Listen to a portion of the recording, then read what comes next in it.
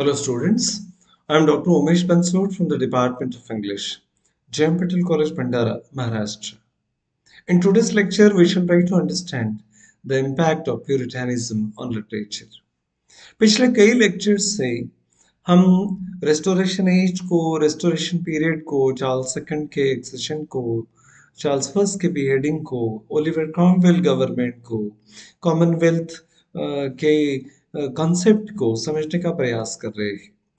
And the purpose behind this entire discussion is to assess the impact of Puritanism on literature. English literature के ऊपर Puritan movement का, प्यूरिटनिज्म का क्या प्रभाव पड़ा, इसी को हम असेस करने का, समझने का प्रयास करते हैं.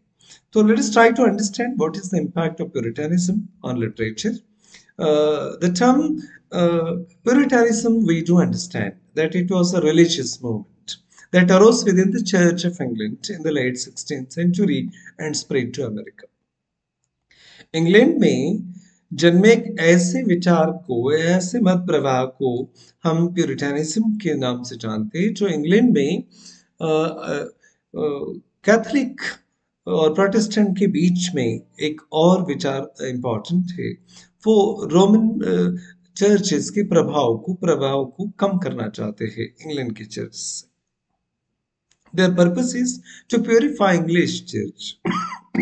इंग्लिश चर्च को प्यूरिफाई करना और सारे प्रभाव को इंग्लिश प्रभाव में लेकर आना, इस प्रकार के एक नए पर्पस से उन्होंने इस मूवमेंट को शुरू किया. तो प्यूरिटन्स, प्रोटेस्टेंट्स और कैथोलिक के बीच में भी और एक वर्ग उभर कर आया जो स्टॉन्च सपोर्टर था बाइबल के आइडियाज का, जो किसी भी प्रकार के एडजस्टमेंट के लिए तैयार नहीं थे. वो बाइबल को भगवान का आदेश मानते थे and they want to stick to the ideas of the Bible only. और साथ ही साथ वो सारे समाज को, सारे देश को एक सूत्र में ही बांधना चाहते थे. तो एंटरटेनमेंट को विरोध किया उन लोगों ने, थिएटर्स को विरोध किया, किसी भी प्रकार के ड्रेस कोड को भी माने कलरफुल ड्रेसेस को विरोध किया, ब्लैक क्लोथ्स या व्हाइट क्लोथ्स से उन्होंने प्रेफर की. तो इस प्रकार के एक रिजिडिटी को लेकर प्यूरिटनिज्म की मूवमेंट इंग्लैंड में शुरू हुई. तो इस प्रकार की विचारधारा जब किसी देश में पनपने लगती है तो उसका प्रभाव जाने अनजाने में लिटरेचर के ऊपर होता है. और प्यूरिटन मूवमेंट के चलते तो राइटर्स ने जो भी परिणाम देखे हैं, भुगते हैं, कवियों ने, ऑडियंसेस ने, स्पेक्टेटर्स ने जो भी कुछ देखा इस दौर में, ड्रामा उसी के चलते फिर कोलैप्स हो गया. पोएट्री अलग तरीके से लिखे जाने लगी. कैवलियर पोएट्स या प्यूरिटन पोएट्री, ये अलग अलग प्रकार के विचार भी इस समय दिखाई देते हैं. After the reformation, some extreme Protestants were not satisfied with the changes brought about being reigns of King Henry VIII. King Henry eighth के आते ही कुछ चेंजेस आने लगे थे. अब ऐसा माना जाता है कि किंग हेनरी एट्थ ने ही प्रोटेस्टेंटिज्म को बढ़ावा देने की कोशिश की है. पर एडवर्ड सिक्स्थ और क्वीन एलिजाबेथ के समय में अलग अलग दौर में अलग अलग प्रकार के प्रवाह चलते रहे. तो प्यूरिटनिज्म की मूवमेंट जो है वो किंग हेनरी एट्थ के समय से शुरू होकर फिर चार्ल्स सेकंड तक वो पहुंचती है. तो इस दौर में अलग अलग प्रकार के चेंजेस को इस मूवमेंट ने देखा और इन सारी प्यूरिटन्स का एक ही पर्पस रहा है, to purify the church of ritualistic influence and hence were called Puritans. England के चर्च ऑफ इंग्लैंड को, जो सबसे बड़ा चर्च था इंग्लैंड का, उसको रोमन प्रभाव से मुक्त करना, उसको प्यूरिफाई करना और अपनी तरीके से रिचुअल्स को, डॉगमास को वहां पर लेके आना, यही उनका पर्पस था. इसलिए हम प्यूरिफाई करने की इस प्रक्रिया में जो लोग इन्वॉल्व थे उनको प्यूरिटन्स के नाम से जानते हैं. They wanted the Church of England to be free from Roman Catholic influence. वो हमेशा से प्रयास करते रहे कि रोमन कैथोलिक इन्फ्लुएंस से इंग्लैंड, चर्च ऑफ इंग्लैंड को मुक्त करा दिया जाए and be a model of simple life based on the Bible. और एक सिंपल लाइफ जो मॉडल बनाया गया था लोगों के लिए कोड ऑफ कंडक्ट बनाया गया था। इसी पर आधारित लोगों का जीवन हो बाइबल के कहे अनुसार। तो इसी पर्पस को लेकर इन्होंने अपने आइडियाज को प्रभावित करना शुरू कर दिया। The Bible was translated into English by William Tyndale. John Calvin एक नाम इम्पोर्टेंट है जिन्होंने प्यूरिटन आइडियाज को इम्प्लीमेंट करने का प्रयास किया और अमेरिका में इंग्लिश आइडियाज को कॉलोनीज में ले जाकर इस प्रकार के प्यूरिटन आइडियाज को फॉलो करने वाले लोगों को लिए अलग से चर्चेस बनाए। तो उसके पहले विलियम टेंडल ने भी बाइबल को ट्रांसलेट करने का प्रयास किया। At the time translation of the New Testament was completed in 1525, and it influenced the people to believe that the Bible governed all human affairs. 1525 और 1530 के दरमियान जो न्यू टेस्टामेंट को ट्रांसलेट करने का प्रयास किया गया, तो इस दौर में एक बात तो निश्चित हुई कि लोगों को इस प्रभाव में लाया गया। It influence people to believe that the Bible govern all human affairs.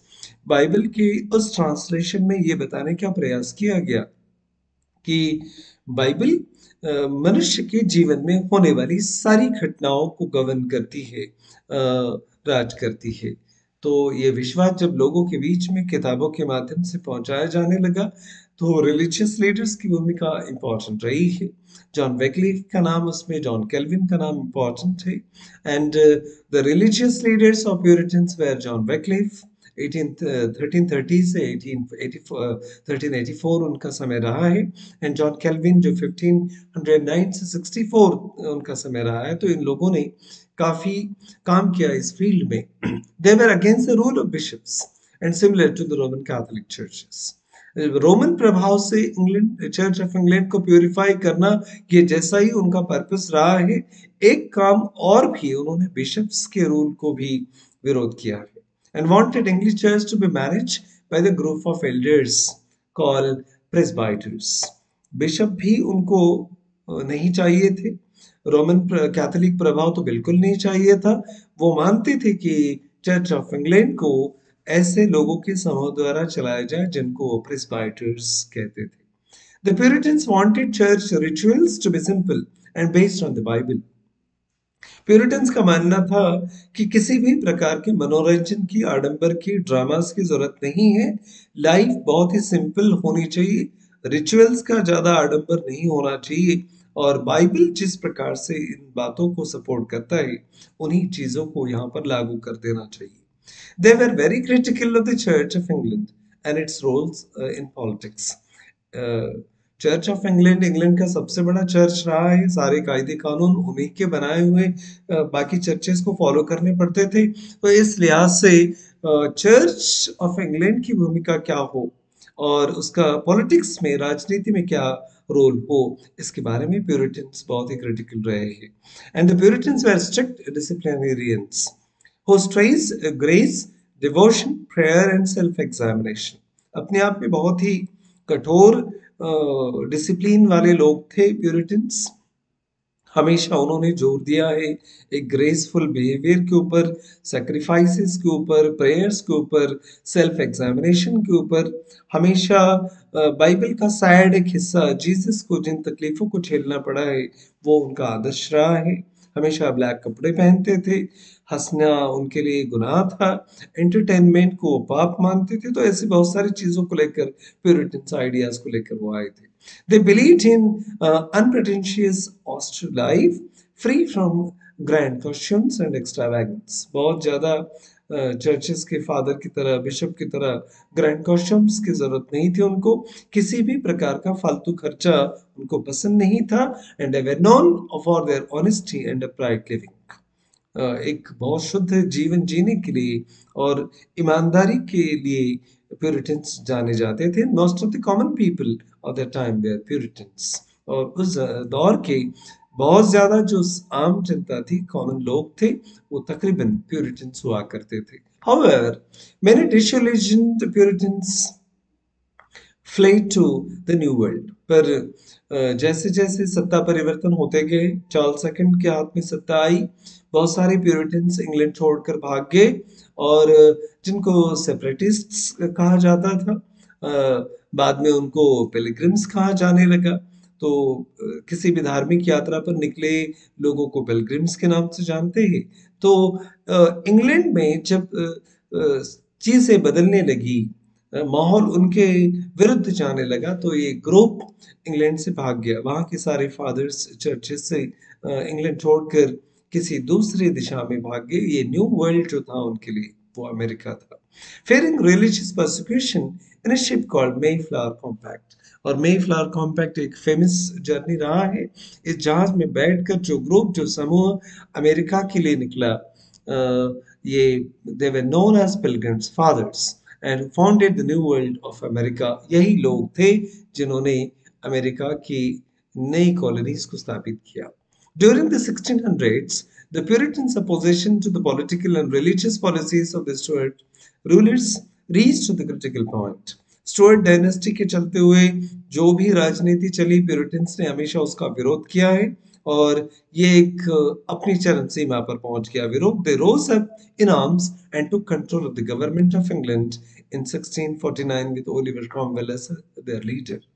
और प्रोटेस्टेंट जो चाहते थे, प्यूरिटानिज्म के तहत जो चाहते थे, तो प्यूरिटन ने फिर अपने हाथ में हथियार लिए, बगावत की, और फिर 1649 में ओलिवर क्रॉमवेल को उन्होंने अपना लीडर माना, और चार्ल्स फर्स्ट को बेहेड किया गया, और वो सत्ता में वापस आए इंग्लैंड के। King Charles second was made to flee England. परिणाम ये हुआ कि जैसे ही ओलिवर क्रॉमवेल ने चार्ल्स फर्स्ट को कैद कर लिया, पार्लियामेंट के बंदी बनाए गए, तो चार्ल्स सेकंड इंग्लैंड से भाग गए। And subsequently England became the Commonwealth. और इंग्लैंड को स्कॉटलैंड वगैरह आयरलैंड मिलाकर एक कॉमनवेल्थ का प्रारूप दे दिया गया, और इन तीनों प्रदेशों के ऊपर राज करने वाले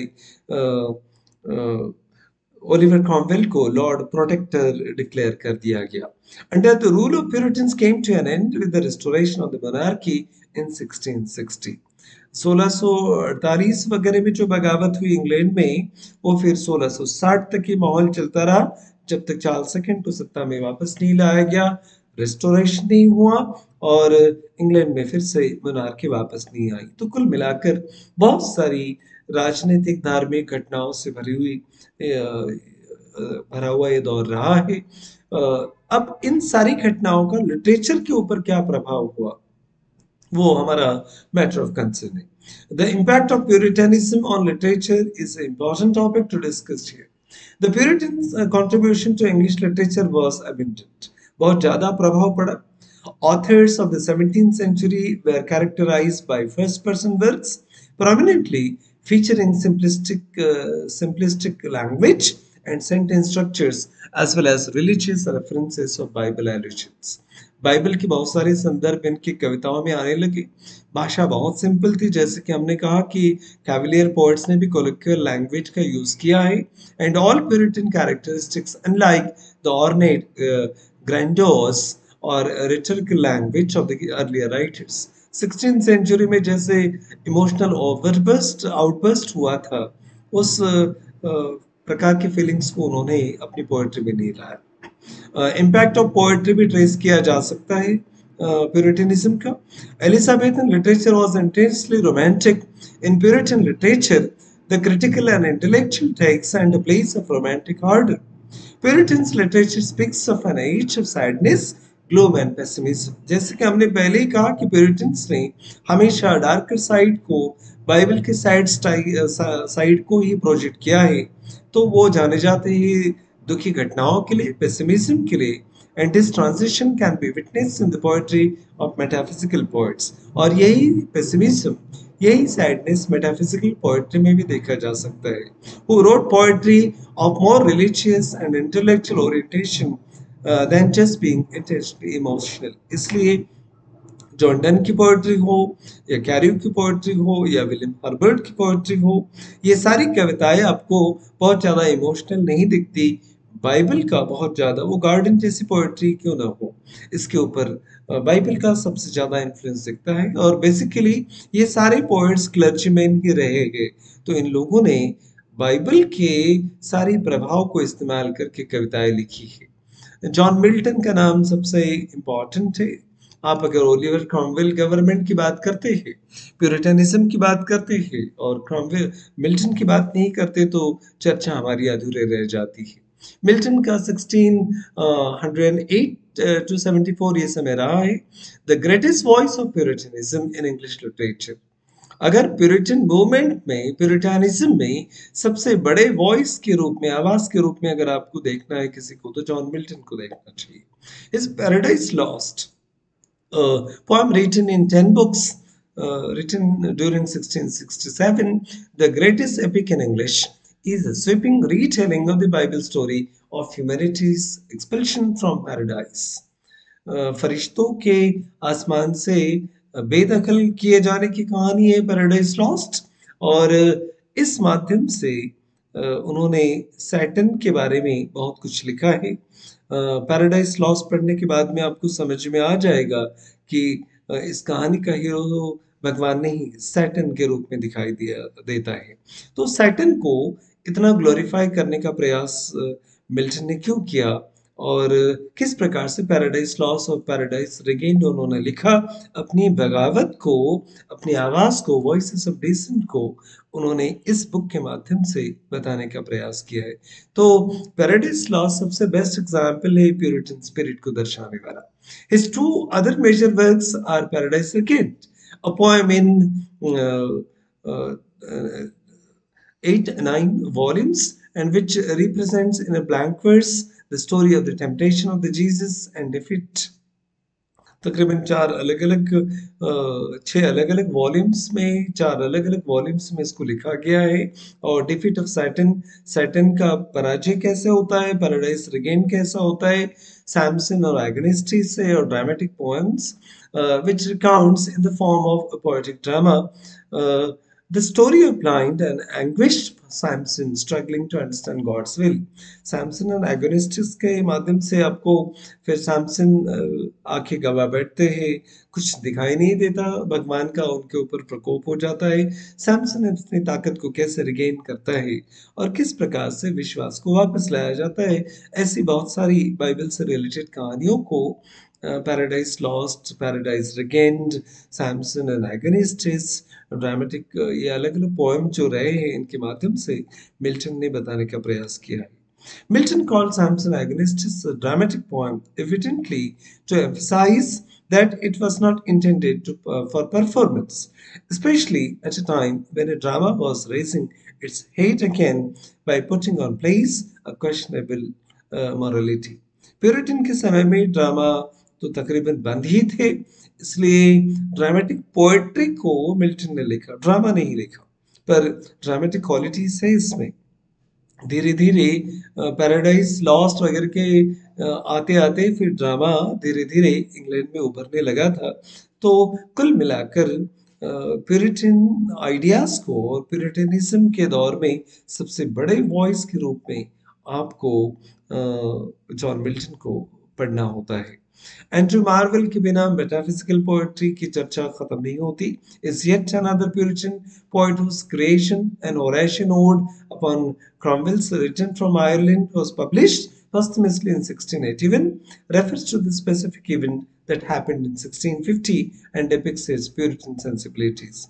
तो एंड्रू मार्वेल ने भी ओरेशन ओड के माध्यम से अपनी प्यूरिटन आइडियाज को लिखने का प्रयास किया। इसमें एक नाम इंपॉर्टेंट है, एनी डूडले ब्रैडस्ट्रीट का। Is regarded as the first poet to write in American colonies.